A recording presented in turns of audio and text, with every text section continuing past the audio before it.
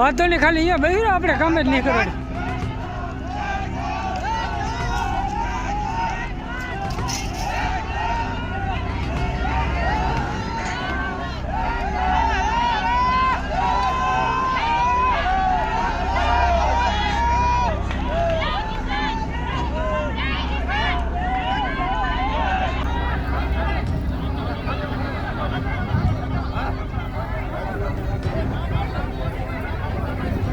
વાંધો નાય, બોડી છે આશા હેરાન થયો હતા.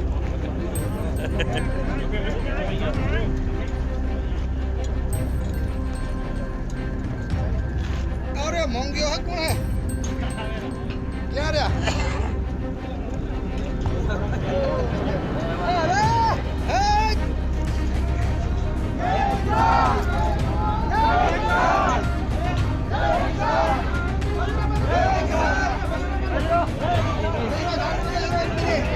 આ બહેરો બધા બહેરો.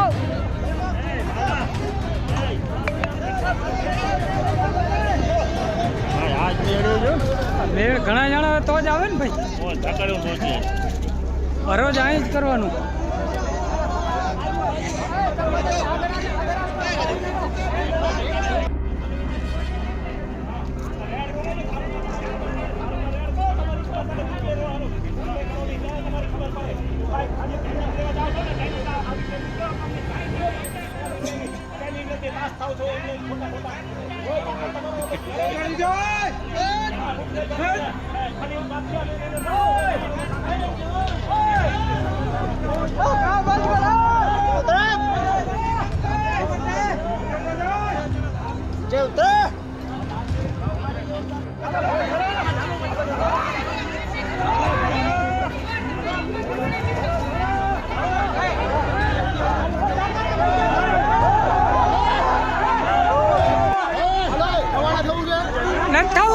નથી થવાનું.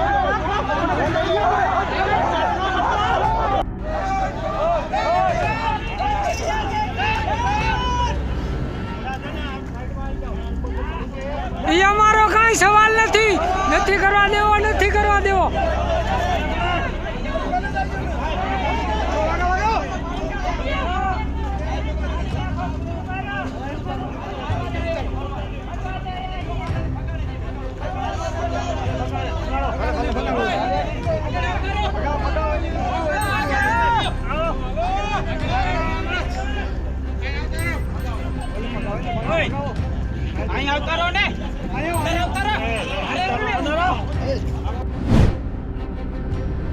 આવે છે ખરેખર ઝટકો આવે છે, પોતે જોઈને આવે. તમે સમજી લો આજે ખેડૂતો થશે જ હોય ને, હવે સમજી લો 5 એકર વચ્ચે નીકળી ગયો એનો યારો એમાં એગ્રીમેન્ટમાં સહી લેતા 67 મિનિટમાં તમારે જવું નહીં. આ બાજુથી જમીન બચી વચ્ચે નીકળી ખેડૂતને જવું પડશે. એ રોજ કહે છે કે તમે કલેક્ટર સાહેબને કહો, ના પાડશો તો અમે નહીં કરીએ. હું તો અત્યારથી જ કહું છું અમને, બરાબર. ફરી હું કંપનીના બોલાને સૂચના આપી કે અમારા નામે તમારે ચલાવવાની અગાઉ ખેડૂતોની હાજરીમાં પણ કીધું છે, તમારી હાજરીમાં પણ કીધેલું છે. જ્યારે તમે આવે ત્યારે તમારી હાજરીમાં પણ કંપનીને સૂચના આપેલી બિલકુલ રજૂઆત અમે પણ કરેલી છે, વારંવાર રજૂઆત કરેલી છે કે આ પ્રમાણે અમે પણ રેઝ કર્યો છે. ઓકે સાહેબ, આપી દો. મળીએ છીએ આપણે એક દિવસ. ઓકે કમ્પેન્સેશનમાં કલેક્ટરનો કોઈ રોલ નથી, તમને બહુ સ્પષ્ટ પહેલા પણ કરવામાં આવે. એમની સાહેબ તો તમારું નામ લેજો. જો મેં કંપનીઓને પણ કીધું છે, તમને પણ કીધેલું છે. જય જવાન જય કિસાન, જય જવાન જય કિસાન. नारी शक्ति जागेगी, सारी समस्या भागेगी. जय जवान जय किसान, जय जवान जय किसान. हम अपना अधिकार मांगते हैं, नहीं किसी से भीख मांगते.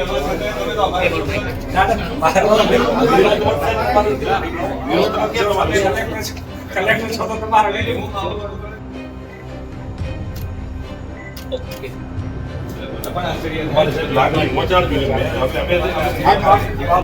તાલુકા સમિતિઓ અને અમુક ગ્રામ સમિતિઓ જાણ કરી. એટલે આપણે ઘણા લોકો છે, બધાના વિચાર અલગ અલગ હોય, મનમાં આમાં ખાટા ખોટા જતા હોય, એટલે ઘણો ભાવ પણ હોય, ઘણો આક્રોશ પણ હોય. પણ આ ભારતીય કિસાન સંઘ સિસ્ટમથી આવવાવાળો સંગઠન છે.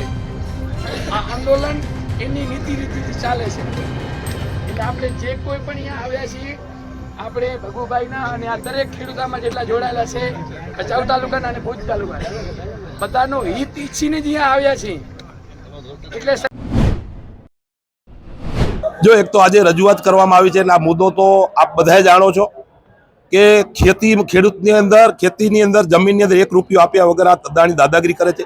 બેન દીકરી સેફ નથી. કલેક્ટર એમ કહે છે કે ભાઈ અમે હુકમ કર્યો જ નથી. એ એવા કંપનીઓ વાળા ખેડૂતોને એમ કે કલેક્ટરનો હુકમ છે તો પછી આ કરે કોણ છે?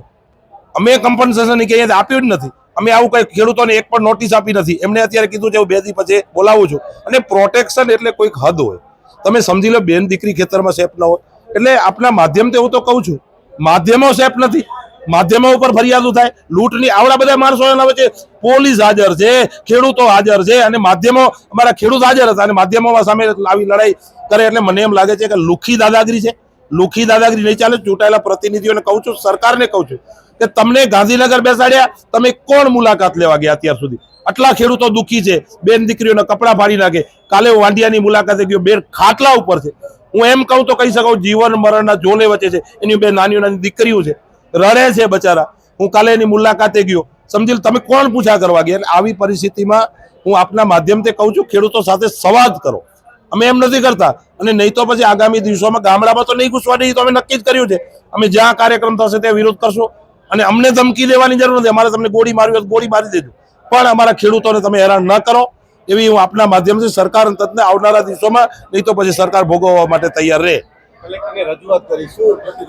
કલેક્ટરે તો કીધું અમારા હાથમાં જ કાંઈ નથી.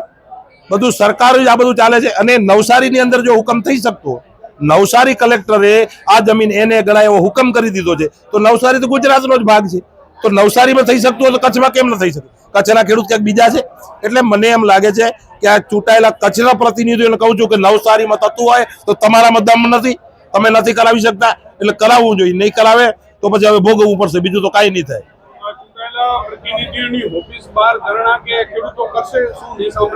જો આવનારા દિવસોમાં એના માટે અમે 100% વિચારીએ છીએ. અમે છે ને અમારા ખેડૂત એકને અમે ત્યાં એટલા માટે ભેગા નથી કરતા. અમે સ્થળ ઉપર ભેગા કરી શકીએ એવું અમારું સંગઠન નથી પણ અમે હંમેશા રાષ્ટ્રને વરેલા છીએ. ત્યાં 10-20 હજાર લોકો ભેગા થાય અને કોઈક બનાવ બને જે બોટાદની અંદર બન્યો હળદરની અંદર બન્યો એવો બનાવ ન બને એના માટેનું અમે સ્વયં જાળવીને બેઠા છીએ કે કોઈક વાર્તાલાપથી પત્તું હોય તો એ હદ સુધી અમે ન જઈએ. તો નહીં તો આવનારા દિવસોમાં ધારાસભ્યોને સામે ધરણા આપવા પડશે બેસવું પડશે તો બેસવું.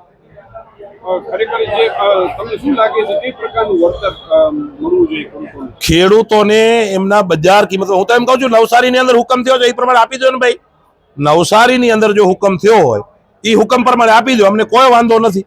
અમે આજે ખેડૂતોને સમજાવીએ છીએ ખેડૂતો સાથે સંવાદ કરો અને નવસારીની અંદર જે હુકમ થયો છે કલેક્ટરે જ કરેલો હુકમ છે અને એ હુકમ પ્રમાણે તમામ જિલ્લાઓમાં હુકમ થાય અને એનું વળતર મળે.